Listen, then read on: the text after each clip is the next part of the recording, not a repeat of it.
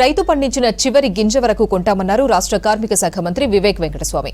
చెన్నూరులోని బావురావుపేటలో కొనుగోలు కేంద్రాన్ని పరిశీలించారు మంత్రి. ఈసారి పంట దిగుబడి ఎక్కువగా వచ్చిందన్నారు. గతేడాది 1,10,000 మెట్రిక్ టన్నుల దిగుబడి వస్తే ఇప్పుడు 1,70,000 మెట్రిక్ టన్నుల దిగుబడి వచ్చిందని చెప్పారు. జూన్ 6 వరకు ధాన్యం కొనుగోలు జరుగుతుందని తెలిపారు. హమాలీల కొరతతో ధాన్యం సేకరణ కొంత ఆలస్యమైందని వివరించారు.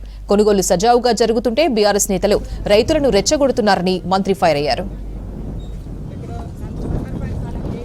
28 నుంచి 30 క్వింటల్ వరకు పెరగడం జరిగింది. దానివలన ఎక్కువ పంట మన సెంటర్స్కి వస్తుంది.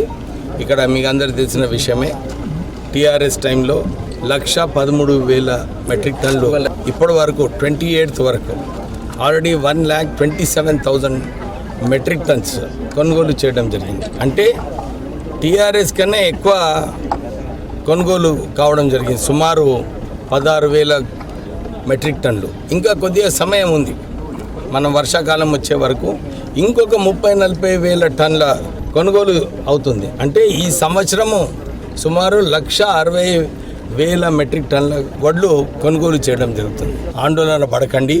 టీఆర్ఎస్ వాళ్ళు ఏదైతే దుష్ప్రచారం చేసినారో వర్షాలు వస్తాయి తొందరగా తీసుకోండి అని వాళ్ళు ఏదైతే ఒక భయం రాష్ట్ర వ్యాప్తంగా క్రియేట్ చేయాలని చెప్పి వాళ్ళు ప్రయత్నం చేసినారో వాళ్ళు ఫెయిల్ కావడం జరిగింది.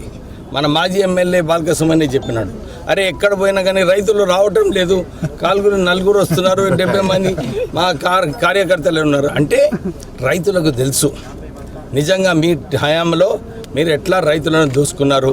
ఇక్కడ కాళేశ్వరం బ్యాక్ వాటర్లో రైతులు ఎట్లా నష్టపోయినారు, అప్పుడు నష్టపరిహారం ఇప్పించలేదు.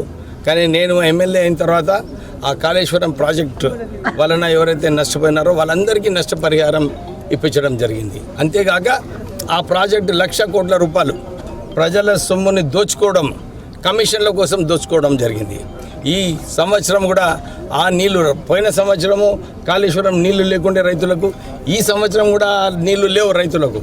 మళ్ళీ కూడా ఇంత ఎక్కువ ప్రొడక్టివిటీ వచ్చిందంటే ఆ ప్రాజెక్టే, ఆ ఫెయిల్డ్ ప్రాజెక్టు, ఇంత కరెంటు తీసుకొని 10,000 కోట్ల రూపాయలు అన్ని కోణాలు చూసుకుంటే వాళ్ళు కేవలము వాళ్ళ సొంత లాభాల కోసము కమిషన్లు దోచుకోవటం ఆ ప్రాజెక్ట్ అక్కడ కట్టడం జరిగింది.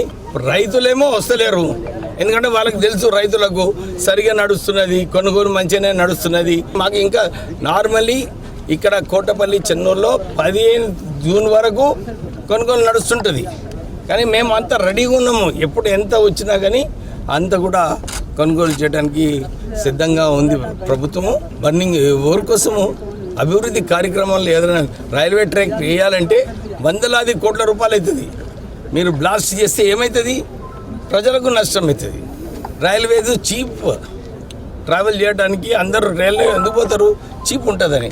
దాన్నే నువ్వు అట్లా చేస్తే ప్రజలకు ఇబ్బంది చేసినట్టే కదా, నీ సొంత ప్రయోజనాల కోసం. అందుగురించి దాన్ని తీవ్రంగా ఖండిస్తున్నాము. చట్టం ఏదైతే ఉందో దాని ప్రకారంగానే అందరు చేయాలి. రైతులందరూ కూడా మేము వారికి భరోసా ఇప్పిస్తున్నాము.